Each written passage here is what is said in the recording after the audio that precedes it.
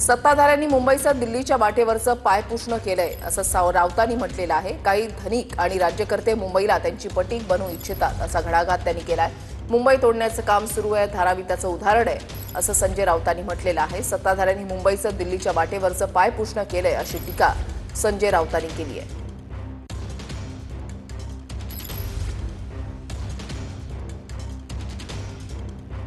मुंबई तोडण्याचं काम सुरू आहे, धारावी त्याचं उदाहरण आहे अशी टीका राऊतांनी केली आहे।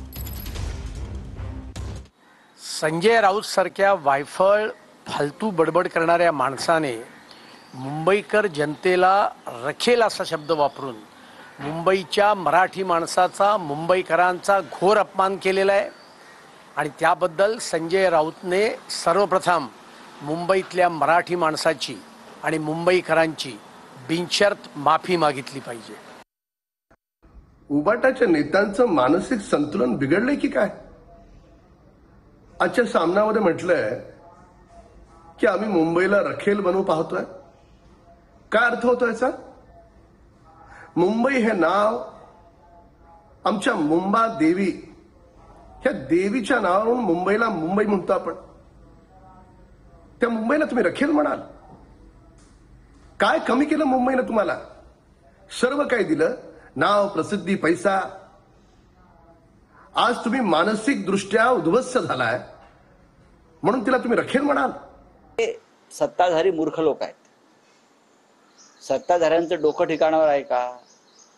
मुंबईचं दिल्लीच्या वाटेवरचं पायपुसणं केलं या लोकांनी।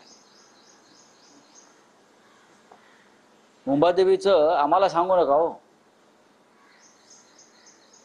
ही मुंबई मराठी माणसाची, महाराष्ट्राची राजधानी आहे आणि काही धनिक शेठ गुजरातचे आणि राज्यकर्ते मुंबईला त्यांची बटीक बनवू इच्छितात, म्हणजे तोच अर्थ आहे।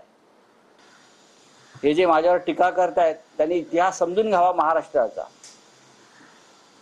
दिल्लीची तजेलदार वेश्या आणि त्यातून आंदोलन झालं, कळलं? हा, हे आम्हाला तुम्ही शब्द काय, वाक्य काय, संस्कृती काय अजिबात शिकवू नका। हे सगळे आहेत दिल्लीचे मुंबई लुटायला निघालेले आहेत। त्यांनी काय आम्हाला शिकवायचं मराठी माणसाला? काय आहे शब्द तो? मुंबई लुटली जाते, मुंबई तोडण्याचं कारस्थान आहे, मराठी माणसाला इथून हाकललं जाण्याचं कारस्थान आहे। धारावी त्याचं ज्वलंत उदाहरण आहे।